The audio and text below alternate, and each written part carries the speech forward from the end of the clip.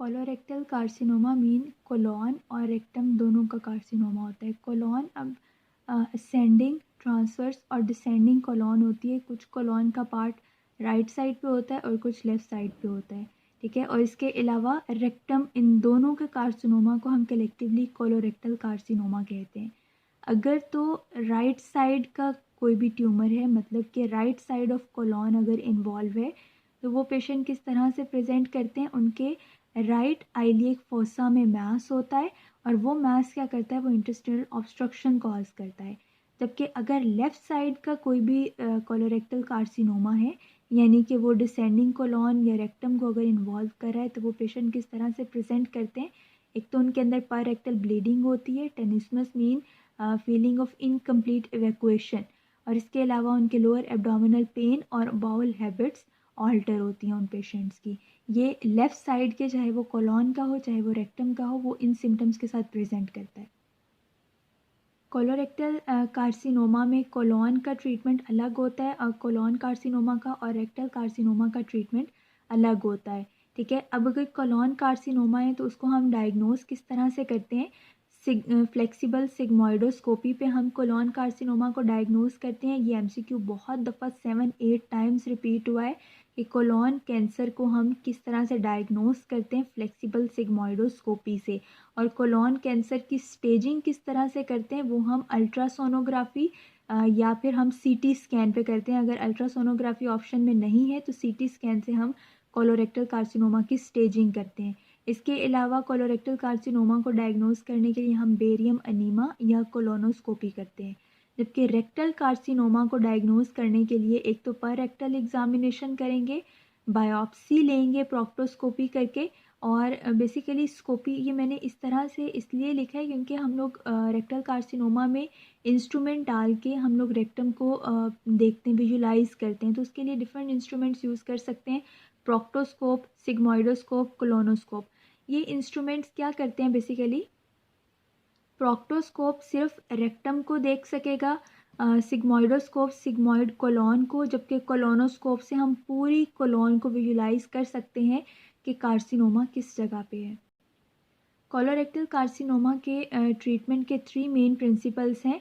हम इसको सर्जरी से ट्रीट करते हैं, कीमोथेरेपी देते हैं और रेडियोथेरेपी देते हैं।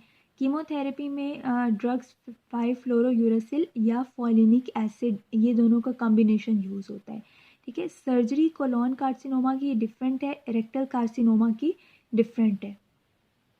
कोलॉन कार्सिनोमा में हम लोग हेमीकोलेक्टमी करते हैं।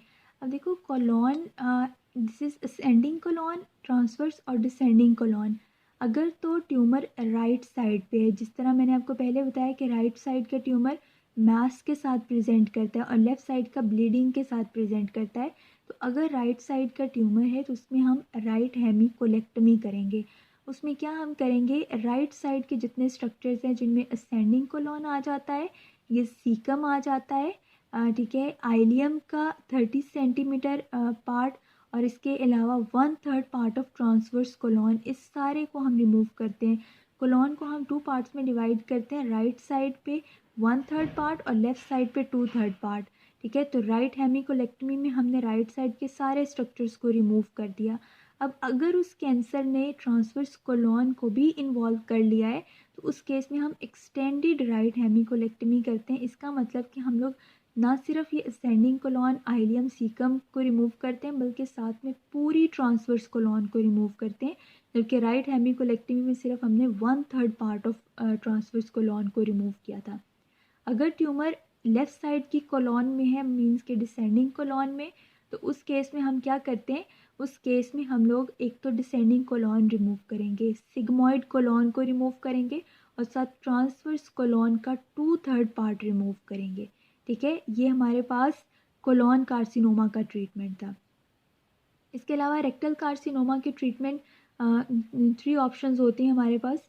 रेक्टम को हमने डिवाइड किया अपर पार्ट और लोअर पार्ट में। जो अपर 2/3 पार्ट होता है रेक्टम का, उसके लिए हम करते हैं इंटीरियर रिसेक्शन, और जो लोअर 1/3 पार्ट होता है इसको हम एनल वर्ज भी कहते हैं। इसमें हम एब्डोमिनो पेरिनियल रिसेक्शन करते हैं। इसके लिए रेक्टल कार्सिनोमा के लिए जो सर्जरी ऑफ चॉइस है दैट इज़ इंटीरियर रिसेक्शन, लेकिन अगर ट्यूमर एनल वर्ज के ऊपर होगा तो एब्डोमिनो पेरिनियल रिसेक्शन करते हैं। ये मैं आपको MCQ पॉइंट्स बता रही हूँ कि investigation of choice is anterior resection, और एनल वर्ज के ट्यूमर के लिए एब्डोमिनो पेरिनियल रिसेक्शन करते हैं। हार्टमैन ऑपरेशन ये बहुत ज़्यादा पूछ लेते हैं। इसमें क्या करते हैं हम बेसिकली रेक्टम पूरी को रिमूव कर देते हैं क्योंकि रेक्टल कार्सिनोमा है, और इस जो डिस्टल पार्ट है ना ये इसको हम लोग क्लोज कर देंगे, और ये जो प्रॉक्सिमल पार्ट है ना कोलॉन को, इसका स्किन के अंदर एक ओपनिंग बना के इसको बाहर की तरफ ला के एक ड्रेन इसके साथ लगा देंगे ताकि जितना भी फीकल मटेरियल है वो आगे एनस से गुजर के ना जा सके बल्कि डायरेक्ट एक ड्रेन के अंदर ड्रेन होता रहे। तो ये बेसिकली हमारे पास हार्टमैन्स ऑपरेशन है। इसको मैं समराइज़ कर देती हूँ कि राइट हेमिकोलेक्टमी में हमने कितना पार्ट रिमूव करना है, इतना 1/3 ऑफ ट्रांसवर्स कोलॉन, सेंडिंग और सीकम और आइलियम। लेफ्ट हेमिकोलेक्टमी में हमने 2/3 part of transverse colon, descending और सिग्मॉइड रिमूव करनी है।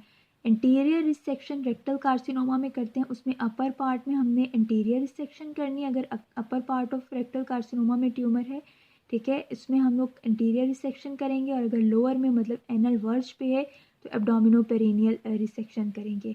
और अगर हम हार्टमैन प्रोसीजर समटाइम हम परफॉर्म करते हैं उसमें हम क्या करते हैं पूरे रेक्टम को निकाल देते हैं, बाहर निकाल देते हैं, इस पार्ट को बंद कर देते हैं नीचे से, और ये वाला जो पार्ट है ना कोलॉन का, इसको हम लोग स्किन के अंदर इंसियन दे के बाहर की तरफ ला के साथ में ड्रेन एक बैग अटैच कर देते हैं ताकि सारा फीकल मटीरियल उसके अंदर ड्रेन होता रहे।